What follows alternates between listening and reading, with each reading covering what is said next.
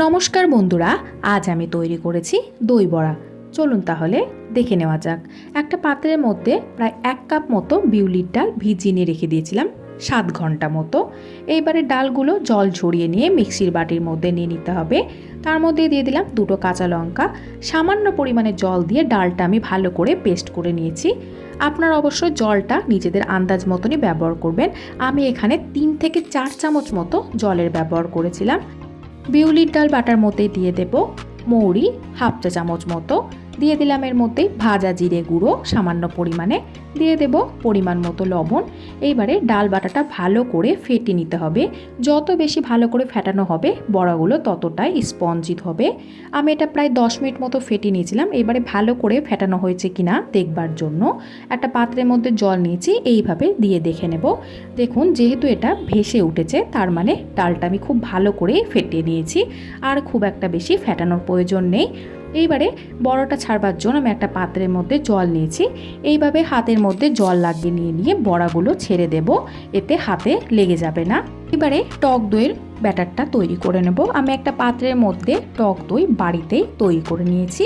এবারে নিয়ে নেব এখানে প্রায় 4 থেকে 5 চামচ মতো। আমি এখানে হাফ লিটার মতো দুধ ভালো করে জাল দিয়ে নিয়ে টক দই তৈরি করে নিয়েছিলাম। আপনারা চাইলে কেনাও ব্যবহার করতে পারবেন।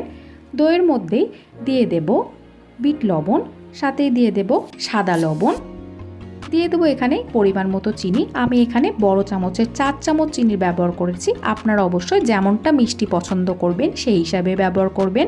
ভাজা জিরে গুঁড়ো দিয়ে দেব হাফ চা চামচ মতো।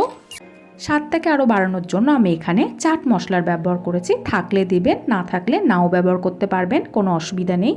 এইবারে টক দইটা ভালো করে ফেটে নিতে হবে। আমি যেহেতু টক দইটা তৈরি করে নিয়ে ফ্রিজে রেখেছিলাম, তার জন্য এখানে আমি আলাদা করে বরফের ব্যবহার করে নিই। আপনারা চাইলে বরফেরও ব্যবহার করতে পারবেন। টক দইয়ের মিশ্রণটা দেখুন তৈরি হয়ে গেছে। এইভাবে ঢাকা দিয়ে আবারও আমি কিছুক্ষণের জন্য ফ্রিজের মধ্যে রেখে দেব, এতে দইটা ভালো করে ঠান্ডা হয়ে যাবে। কড়াইতে দিয়ে দেব সাদা তেল। তেলটা একটু বেশি পরিমাণে ব্যবহার করবেন। তেলটা ভালো করে গরম করে নেওয়ার পরে লো ফ্লেমে রেখে দিয়েই বড়াগুলো তেলের মধ্যে দিতে হবে। হাই ফ্লেমে দিয়ে কখনোই ভাজবেন না, নইলে ভেতরটা কাঁচা থেকে যেতে পারে। সমস্ত বড়াগুলো তেলের মধ্যে দিয়ে দেওয়া হয়ে গেছে। এইভাবে একটা পিঠ ভালো করে ভেজে নিতে হবে। ততক্ষণ আমি একটা পাত্রের মধ্যে নিয়ে নেব কিছুটা পরিমাণে জল। আমি এখানে নর্মাল জল ব্যবহার করেছি, আপনারা চাইলে হালকা উষ্ণ গরম জলও ব্যবহার করতে পারবেন। দিয়ে দিলাম সামান্য পরিমাণে লবণ, আর দিয়ে দেব কিছুটা পরিমাণে হিং। হালকা একটু নাড়াচাড়া করে নিয়ে জলটা এইভাবে ঢাকা দিয়ে রেখে দিতে হবে। বড়াগুলো দেখুন একটা পিঠ ভেজে নেওয়া হয়ে গেছে, অপর পিঠটাও ভালো করে ভেজে নিতে হবে। এইভাবে ভাজার সময়ও গ্যাসের ফ্লেমটা অবশ্যই লো ফ্লেমে রাখবেন। লো ফ্লেমে রেখে দিয়েই ভালো করে এপিট ওপিট উল্টে ভেজে নিতে হবে। বিউলির ডালের বড়াগুলো দেখুন একদম ভেজে নেওয়া হয়ে গেছে। এইবারে তেল ঝরিয়ে নিয়ে তুলে নিতে হবে।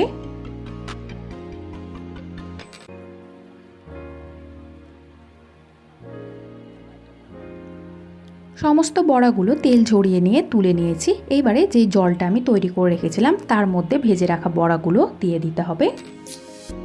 ঢাকা দিয়ে এইভাবেই রেখে দেব প্রায় 1 ঘন্টা মতো।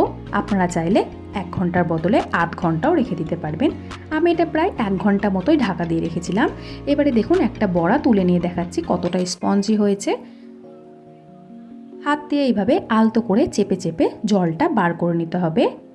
এবারে আমি একটা প্লেটের মধ্যে নিয়ে নিয়েছি, দিয়ে দেব উপরে থেকে টক দইয়ের মিশ্রণটা।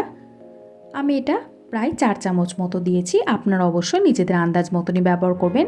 সাথে দিয়ে দেব তেঁতুলের চাটনি। আমি এটা ঘরেই তৈরি করেছি, 2 চামচ মতো দিয়ে দেব। আর দিয়ে দেবো এখানে সামান্য পরিমাণে ভাজা জিরে গুঁড়ো। যেহেতু দইয়ের মধ্যে দেওয়াই আছে তার জন্য আমি সামান্য পরিমাণে ব্যবহার করেছি। সামান্য পরিমাণে শুকনো লঙ্কার গুঁড়ো দিয়ে দেব, আর দিয়ে দেব সেও।